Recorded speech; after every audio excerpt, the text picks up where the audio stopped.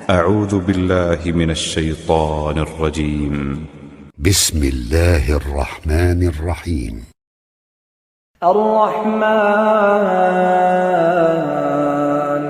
علم القرآن خلق الإنسان علمه البيان الشمس والقمر بحسبان والنجم والشجر يسجدان والسماء رفعها ووضع الميزان ألا تطغوا في الميزان وأقيموا الوزن بالقسط ولا تخسروا الميزان والأرض وضعها للأنام فيها فاكهة والنخل ذات الأكمام والحب ذو العصف والريحان فبأي آلاء ربكما تكذبان خلق الإنسان من صلصال كالفخار وخلق الجان من مارج من نار فبأي آلاء ربكما تكذبان رب المشرقين ورب المغربين فبأي آلاء ربكما تكذبان مرج البحرين يلتقيان بينهما برزخ لا يبغيان فبأي آلاء ربكما تكذبان يخرج منهما اللؤلؤ والمرجان فبأي آلاء ربكما تكذبان وله الجوار المنشآت في البحر كالأعلام فبأي آلاء ربكما تكذبان كل من عليها فان كل من عليها فان ويبقى وجه ربك ذو الجلال والإكرام فبأي آلاء ربكما تكذبان يسأله من في السماوات والأرض كل يوم هو في شأن فبأي آلاء ربكما تكذبان سنفرغ لكم أيها الثقلان فبأي آلاء ربكما تكذبان يا معشر الجن والإنس إن استطعتم أن تنفذوا من أقطار السماوات والأرض فانفذوا لا تنفذون إلا بسلطان فبأي آلاء ربكما تكذبان يرسل عليكما شواظ من نار ونحاس فلا تنتصران فبأي آلاء ربكما تكذبان فإذا انشقت السماء فكانت وردة كالدهان فبأي آلاء ربكما تكذبان فيومئذ لا يسأل عن ذنبه إنس ولا جان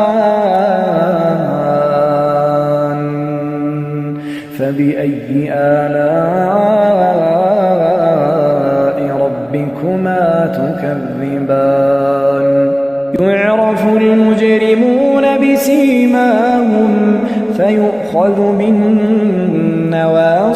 والأقدام فبأي آلاء ربكما تكذبان هذه جهنم التي يكذب بها المجرمون يطوفون بينها وبين حميم آن فبأي آلاء ربكما تكذبان ولمن خاف مقام ربه جنتان فبأي آلاء ربكما تكذبان ذواتا أفنان فبأي آلاء ربكما تكذبان فيهما عينان تجريان فبأي آلاء ربكما تكذبان فيهما من كل فاكهة زوجان فبأي آلاء ربكما تكذبان متكئين على فرش بطائنها من استبرق وجنى الجنتين دان فبأي آلاء ربكما تكذبان فيهن قاصرات الطرف لم يطمثهن إنس قبلهم ولا جان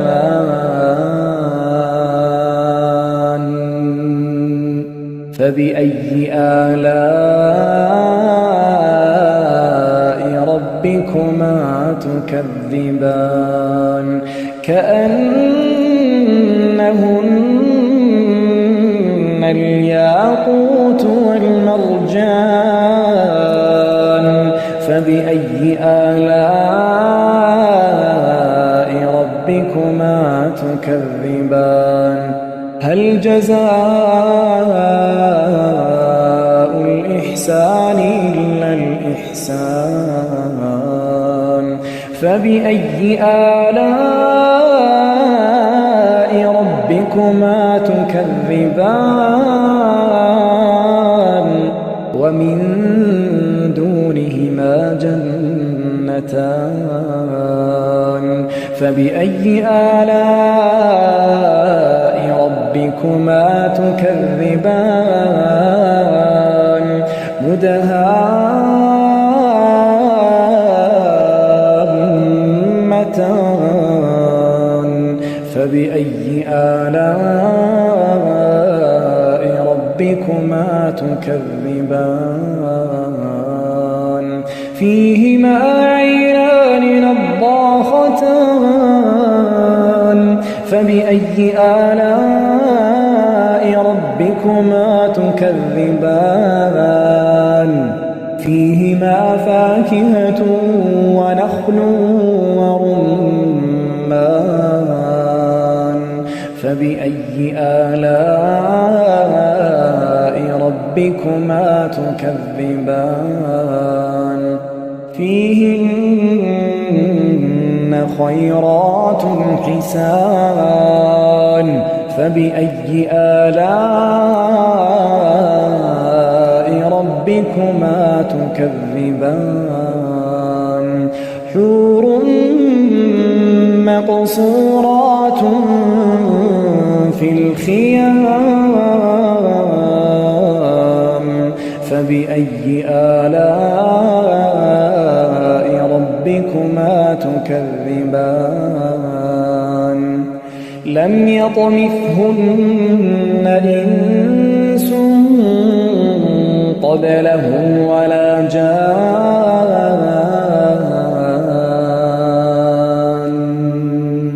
فبأي آلاء